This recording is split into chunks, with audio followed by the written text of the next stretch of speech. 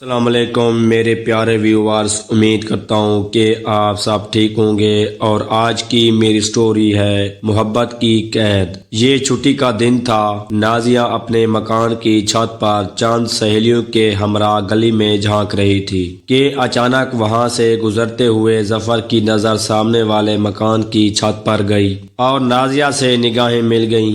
اسے یوں محسوس ہوا جیسے وہ مدتوں سے ایک دوسرے کو جانتے ہیں۔ اس کی صورت دل پر ایسے نقش ہو گئی کہ ایک لمحے کو بھی وہ اس سے فراموش نہ کر سکا۔ کافی دن سوچ بچار میں گزر گئے مگر ملاقات کی کوئی صورت نہ نکل سکی۔ آخر ایک ترکیب سمجھ میں آئی۔ ظفر نے اپنے گھر کی ملازمہ سے کام لینے کے لیے پہلے اسے چرب زبانی سے شیشے میں اتارا، پھر مٹھی گرم کر کے خط لکھ کر دیا کہ یہ سامنے والے گھر جا کر نازیہ کو دے دینا۔ ملازمہ جس کا نام بالی تھا نازیہ کے گھر صفائی کا کام کرنے جاتی تھی۔ ظفر دھڑکتے دل کے ساتھ جواب کا منتظر تھا۔ وقت کسی طور کٹتا نہ تھا۔ پال پال کر کے دن گزارا۔ اگلے روز 10 بجے صبح بالی آتی دکھائی دی تو اس کا دل اچھل کر حلق میں آ گیا۔ اس کی مٹھی بند تھی جس میں رکا دبا ہوا تھا۔ جواب امید افزا ملا تو بالی کے ذریعہ باقاعدہ دونوں میں خط و کتابت شروع ہو گئی۔ بالی کی ہتھیلی پر ہر بار چند روپے ضرور رکھنے پڑتے تھے۔ کافی دنوں تک یہ سلسلہ چلا لیکن اب صرف خطوط سے تسلی نہ ہوتی تھی۔ ظفر کی بے چینی دو چند ہو گئی تھی۔ اب اس کا جی چاہتا تھا کہ نازیہ کو دیکھے، اس سے باتیں کرے۔ اس کی بے چینی اور اضطراب میں اضافہ ہوتا چلا گیا۔ مجبوری یہ تھی کہ نازیہ گھر سے اکیلی نکل نہیں سکتی تھی اور اس کے گھر وہ جا نہ سکتا تھا۔ پھر ملاقات ہو تو کیسے؟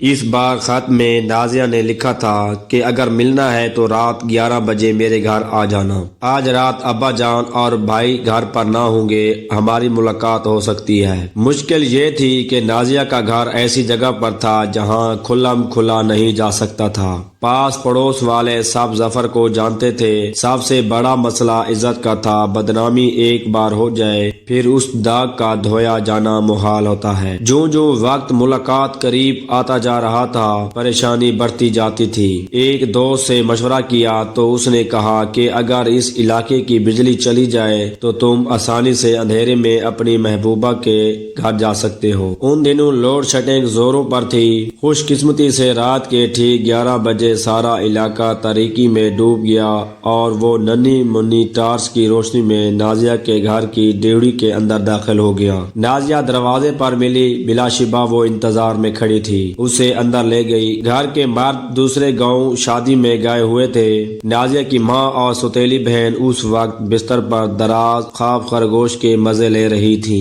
کیونکہ انہیں صبح سویرے بیدار ہونے کی عادت تھی، تبھی شب کو 10-11 بجے تک سو جاتی تھی۔ یہ زندگی کی پہلی یادگار ملاقات تھی۔ نازیہ اندھیرے میں ظفر کے بہت قریب بیٹھی باتیں کر رہی تھی۔ یوں بھی دو جوان دل اگر سرگوشیوں میں گفتگو کریں تو وہ پیار بھری باتیں ہی ہوتی ہیں۔ ظفر اس وقت کسی دوسری دنیا میں کھویا ہوا تھا جو خوابوں کی دنیا سے زیادہ حیران کن تھی۔ اسے وقت کے گزرنے کا ذرا سا بھی احساس نہ ہوا۔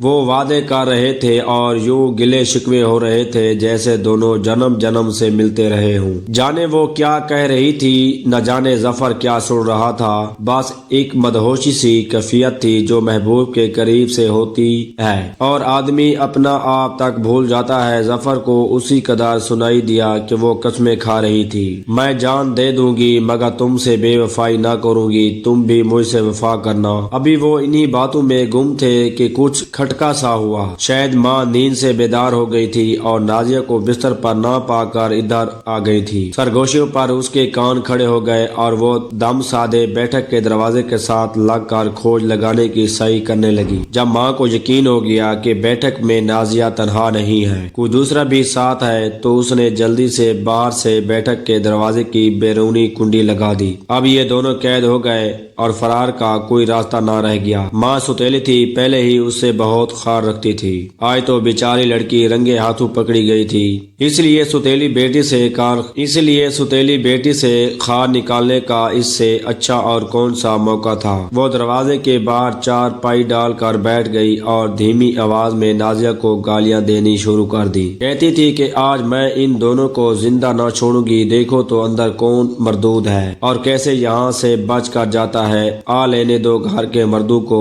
दिखा दूंगी दुनिया को इस लड़की के करतूत। रात के अंधेरे में क्या गोल खिलाए हैं, बाप भाई की इज्जत से खेलने की जुर्रत की है तो सजा तो मिलेगी। सारी रात उन्होंने बैठक में कैद, गालियां और कोसने सुनते गुजार दी। दोनों को अपनी मौत यकीनी नजर आ रही थी, बस नाजिया के बाप और भाई के आने की देर थी। मोहब्बत का नशा उतर चुका था और जिल्लत व रुसवाई और अजल सामने नजर आ रही थी। उस वक्त जान पर ऐसी बनी कि बयान करना मुश्किल है। अब दिन निकलने के आसार नजर आने लगे थे। नाजिया का दिल कांप कांप जाता था। माँ सगी होती तो शायद डांट डपट कर जफर को निकाल देती और बेटी का ऐब ढक लेती। यहाँ तो सुतेली माँ जाने कब से मौके की ताक में थी कि लड़की की कमजोरी हाथ आए और वो शोर को बदजन कर दे। नाजिया का बाप इस कबीले से था जहाँ ऐसे मौकों पर जबान से नहीं कुल्हाड़ी से काम लेते थे। अगर ये स्टोरी आपको अच्छी लगी हो तो मेरे चैनल को सब्सक्राइब और मेरी वीडियो को लाइक कर दीजिएगा। शुक्रिया।